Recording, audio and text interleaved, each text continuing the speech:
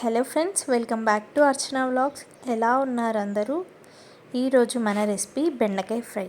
మరి ఎమ్మీ టేస్టీగా ఈ బెండకాయ ఫ్రై ఎలా తయారు చేసుకోవాలో చూసేద్దాం. ముందుగా స్టవ్ పైన ప్యాన్ పెట్టుకొని 2 స్పూన్స్ ఆయిల్ వేసుకోండి. ఆయిల్ వేడైన తర్వాత దీనిలోకి పోపు దినుసులు వేసుకోండి. అలాగే 2 ఎండుమిర్చీలు, 4 నుండి 5 గార్లిక్ కూడా వేసుకోండి. ఇప్పుడు దీనిలోకి కొంచెం కరివేపాకు వేసుకొని ఒకసారి అంత మంచిగా కలుపుకోండి. ఆ తర్వాత చిన్నగా కట్ చేసి పెట్టుకున్న బెండకాయ ముక్కలు వేసి ఒకసారి అంత మంచిగా కలుపుకోండి. ఒక 5 మినిట్స్ ఆయిల్లో మంచిగా మగ్గిన తర్వాత ఇప్పుడు దీనిలోకి చిటికెడు పసుపు అలాగే టేస్ట్కు సరిపడా ఉప్పు వేసుకొని ఒకసారి అంతా మంచిగా కలుపుకోండి. ఇలా ఒక 5 to 10 మినిట్స్ అయితే మూత పెట్టకుండా కుక్ చేసుకోండి.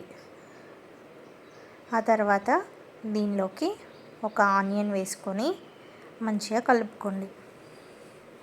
ఆనియన్ మనం ముందే వేస్తే పోపులో మాడిపోతుంది కాబట్టి ఇలా ఫ్రైలో మధ్యలో వేస్తే మనకు టేస్ట్ అనేది బాగుంటుంది.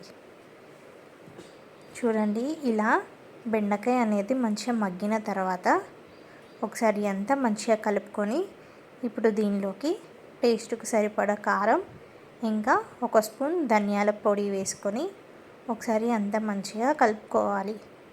మన ఈ బెండకాయ ఫ్రై అనేది ఎక్కువగా కలపకూడదు. కలిపితే బెండకాయ ముక్క అనేది ముక్కలు ముక్కలుగా అయిపోయి ఫ్రై అంతా జిగురు జిగురులా ఉంటుంది. కాబట్టి మరీ ఎక్కువసార్లు కలపకండి.